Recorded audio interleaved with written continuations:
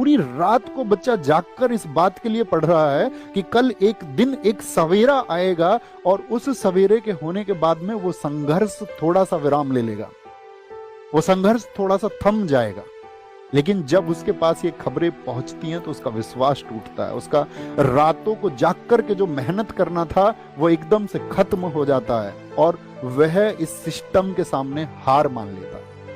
मेरे दोस्त, ये हार मानने का वक्त नहीं है। खुद से वादा करना कि अब क्रांति होगी और अब आंदोलन होगा और इस देश के हर घर से आवाज उठेगी और इस बात के लिए आवाज उठेगी कि हमारे साथ अब इनजस्टिस और नहीं हो सकता, हमारे साथ अब अन्याय और नहीं हो सकता है। और बस मैं तुमसे इतनी बात कह सकता हूं कि तुम डरना मत, झुकना मत। और क्योंकि अगर हम डर गए ना दोस्त, और अगर हम झुक गए तो इस देश की जो टेढ़ी रीढ़ जिस किसी ने भी की है उसे हम कभी सीधी नहीं कर पाएंगे।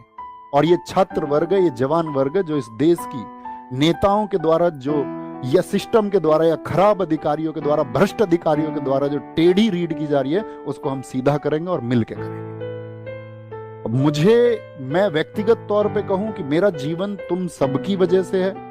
अगर अपना जीवन भी कुर्बान करना पड़ेगा इस व्यवस्था में बदलाव करने के लिए तो हम कर देंगे और बेझिझक कर देंगे, बिना किसी संकोच के, बिना डरे, बिना झुके कर देंगे।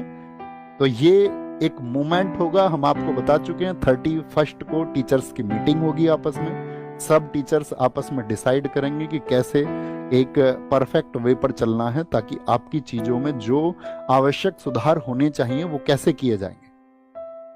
और अगर उन सब चीजों को कंसीडर नहीं किया जाता है तो ये सिर्फ एक प्रोटेस्ट नहीं, ये भविष्य बचाने का आंदोलन होगा, इस प्रशासन को जगाने का आंदोलन होगा और उस हर एक युवा आवाज को संगठित होना होगा जो इस खराब सिस्टम के खिलाफ में लड़ना चाहती है।